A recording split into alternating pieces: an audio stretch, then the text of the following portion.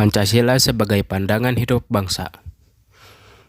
Negara adalah suatu organisasi kekuasaan yang berdaulat yang dengan tata pemerintahan melaksanakan tata tertib atas suatu umat di suatu daerah tertentu.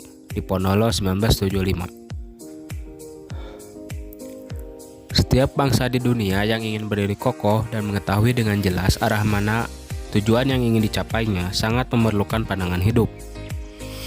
Tanpa memiliki pandangan hidup, suatu bangsa akan merasa terombang-ambing dalam menghadapi persoalan yang timbul, baik persoalan dari masyarakat sendiri ataupun persoalan dunia. Pancasila sebagai pandangan hidup bangsa sebenarnya merupakan perwujudan dari nilai-nilai budaya milik bangsa Indonesia sendiri, yang diyakini kebenaran dan kebaikannya. Fungsi Pancasila sebagai pandangan hidup bangsa yaitu 1. Sebagai pedoman manusia dalam bertindak atau berperilaku sehari-hari. 2. Sebagai arahan atau petunjuk dalam menghadapi suatu permasalahan.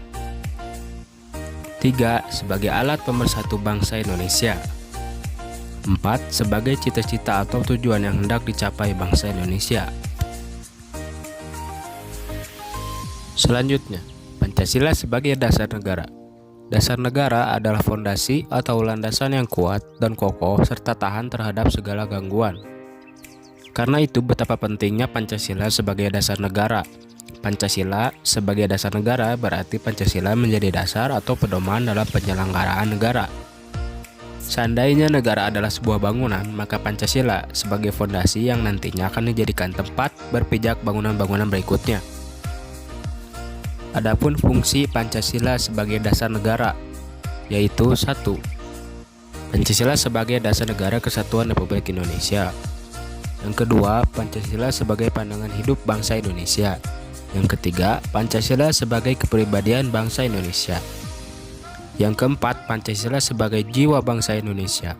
Dan yang terakhir, Pancasila sebagai sumber dari segala sumber hukum yang ada di Indonesia.